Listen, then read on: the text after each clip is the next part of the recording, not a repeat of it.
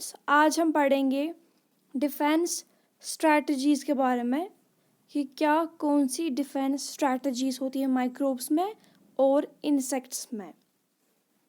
ऐसा बिलीव किया गया था कि जो लोअर ऑर्गेनिजम्स होते हैं उनके पास डिफेंस मैकेनिज्म नहीं है, लेकिन ये बात सही नहीं है। इवन दो एक वेल डेवलप्ड डिफेंस मैकेनिज्म जो है वो प्रेजेंट होता है खाली वर्टिब्रेट्स में, और सिंपल फॉर्म जो है डिफेंस मैकेनिज्म का और इम्यून सिस्टम वो अवेलेबल है लोअर फॉर्म ऑफ ऑर्गेनिजम्स में भी। वर्टिब्रेट्स में क्या होता है, जब हम मूव करते हैं डाउन, कहाँ से, मैमल्स से लेकर बर्ड्स तक, फिर रेप्टाइल्स तक, फिर एम्फिबियंस तक और फिश तक, जो इम्यून सिस्टम है वो सिंपल है यानी सिंपलर है। लोअर ऑर्गेनिजम्स जो है इनके पास वेल एस्टैब्लिश्ड डिफेंस मैकेनिज्म नहीं होता है, या हम बोलेंगे लोअर ऑर्गेनिजम्स के पास वेल एस्टैब्लिश्ड इम्यून सिस्टम नहीं होता है, जो कि हमने डिस्कस किया किस केस में, वर्टिब्रेट्स के केस में। बट ये ऑर्गेनिजम्स जो है ये अपने आप को प्रोटेक्ट करते हैं एनिमीज से और कंपिटिटर से, बाय किससे, अदर टाइप्स जो है डिफेंस मैकेनिज्म से अपने आप को प्रोटेक्ट करते हैं एनिमीज से और कंपिटिटर्स से। कुछ जो है वो स्पेसिफिक होते हैं पर्टिकुलर ऑर्गेनिज्म में। अब हम पढ़ेंगे डिफेंस इन माइक्रोब्स। बैक्टीरिया और जो बाकी अदर माइक्रो ऑर्गेनिजम्स हैं उनके पास बहुत टाइप्स के स्ट्रक्चरल और फिजियोलॉजिकल या बायोलॉजिकल मीन्स है जिससे वो डिफेंस करते हैं अगेंस्ट एनिमीज के खिलाफ और एडवर्स सिचुएशंस के लिए। नंबर ऑफ बैक्टीरिया और फंजाई जो है वो प्रोड्यूस करते हैं डाइजेस्टिव एंजाइम्स, और वो प्रोड्यूस करते हैं टॉक्सिक केमिकल्स जैसे कि एंटीबायोटिक्स है, एंटी माइक्रोबियल कंपाउंड्स है।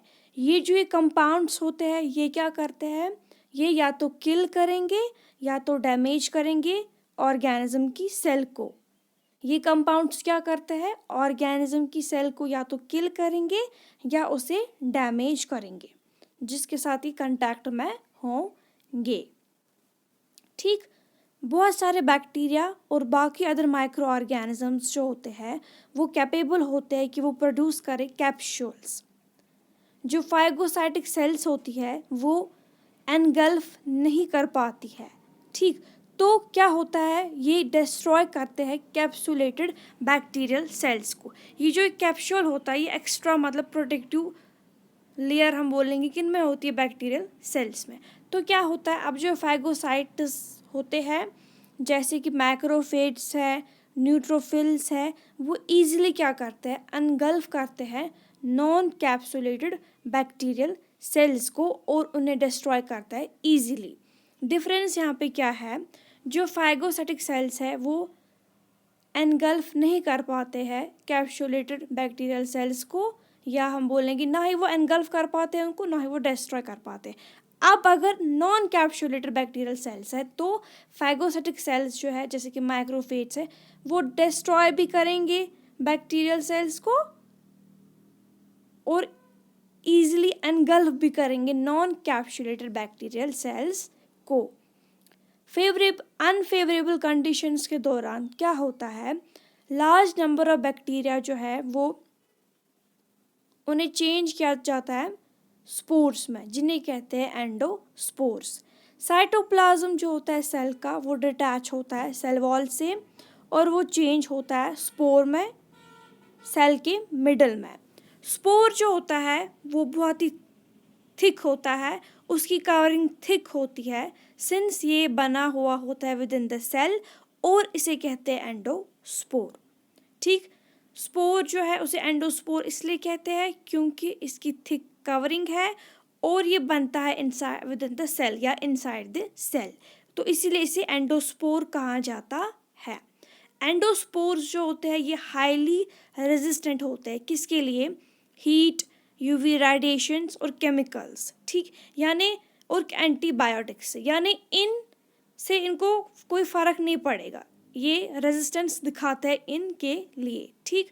इवन दो फॉर्मेशन होती है एंडोस्पोर्स की, ये मैकेनिज्म है जिसे ओवरकम करता है अनफेवरेबल कंडीशंस को। फॉर्मेशन होना इन तरह के एंडोस्पर्म्स की, इसे कंसिडर किया जाता है क्या? डिफेंस मैकेनिज्म, ठीक।